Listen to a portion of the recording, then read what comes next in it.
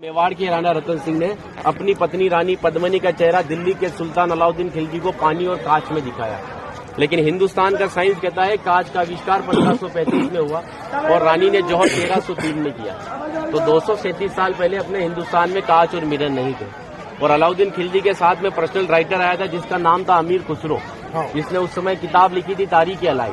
उसने लिखा था कि मेवाड़ की महिलाओं ने अपने सतीत्व धर्म के खातिर जौहर किया और राजपूत कभी भी कॉम्प्रोमाइज करना नहीं चाहते थे। चित्तौड़ के ऊपर युद्ध होने का सबसे बड़ा रीजन था व्यापार, क्योंकि हिंदुस्तान में कभी भी कोई भी मुस्लिम कम्युनिटी पहले नहीं था। ये सभी जो आते थे अफगानिस्तान तुर्किस्तान से आते थे और आते कहाँ थे तो समुद्र के पास में आते थे, क्योंकि प्लेन तो थे नहीं ना। तो इधर नजदीक पड़ता है गुजरात और ये जाते थे दिल्ली, तो इधर पड़ता है दिल्ली, उनको क्रॉस करना पड़ता था ये मेवाड़। अच्छा, इधर गुजरात इधर दिल्ली बीच में राजस्थान, तो इसको क्रॉस करना पड़ता था ये मेवाड़। तो यहाँ के राजपूत उनसे टैक्स वसूलते थे।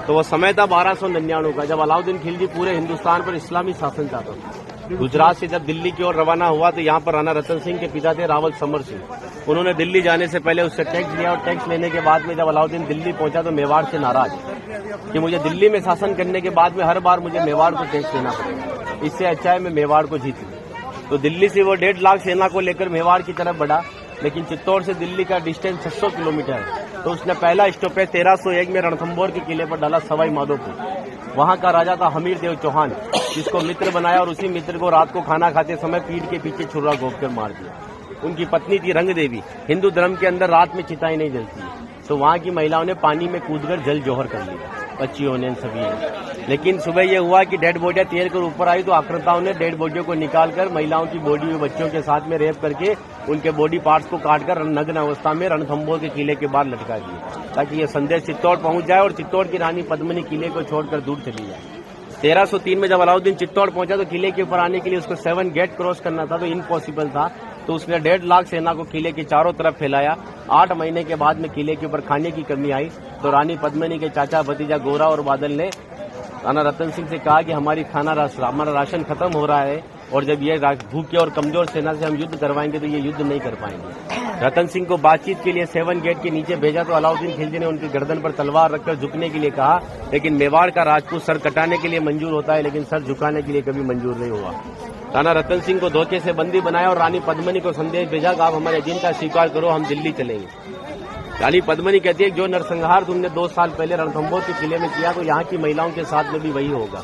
इस वजह से जहाँ मैं जाऊंगी वहाँ ये वीरांगनाएं चलेगी। 2 महीने का समय लिया। अलाउद्दीन खिलजी ने 700 डोलियां किले के ऊपर भेजी, लेकिन रानी पद्मिनी को पता था कि मेवाड़ में घूंघट सिस्टम है, तो हर एक सोल्जर को लेडीज पोशाक पहनाकर तलवार और भालों के साथ में उस पालकी में बिठा दिया और रानी पद्मिनी की पालकी में भतीजे बादल को रानी पद्मिनी की वेशभूषा पहनाई और 700 पालकियों एक कमांडर बनाया चाचा जी गोरा को।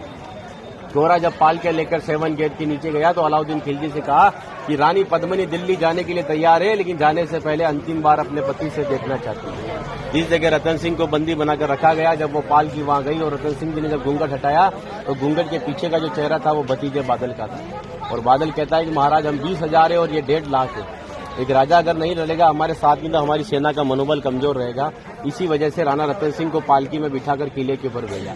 जब रतन सिंह जी किले के ऊपर आए तो किले के ऊपर आने के बाद में उनकी जय जयकार में हर हर महादेव और जय भवानी के नारों से किला गूंजने लगा।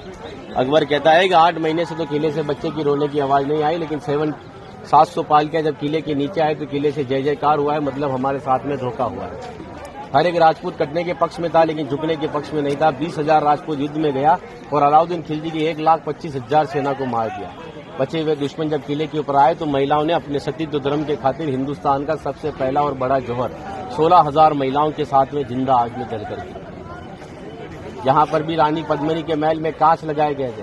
वो कांच लगाए थे पंडित जवाहरलाल नेहरू ने, क्योंकि एक पद्मावत पिक्चर के एक राइटर मलिक मोहम्मद जायसी की किताब को प्रमोट करने के लिए जवाहरलाल नेहरू जी ने उस किताब को आगे बढ़वा दिया। ये रानी को आईने में दिखाया, लेकिन हिंदुस्तान के इतिहास में कभी मेवाड़ गुलाम भी नहीं बना तो आईने में किसको दिखाया। और एक राजपूत अगर अपनी पत्नी का चेहरा हजारों को दिखाता फिर कहते वो राजपूत कहलाने का हकदार भी नहीं। इसीलिए 2 घंटे अपन इस किले के ऊपर घूमे तो एक लाशों के ऊपर चल रहे होते, सब जगह लाश है। इसीलिए उन महिलाओं के सम्मान के लिए कहावत कहता हूँ कि गिरा जहां पर खून वहां पत्थर पत्थर जिंदा है और जिस्म नहीं है मगर नाम का अक्षर अक्षर जिंदा है। और जीवन की यह अमर कहानी अक्षर अक्षर गढ़ लेना और शौर्य कभी सो जाए तो महाराणा प्रताप और शिवाजी को पढ़ लेना।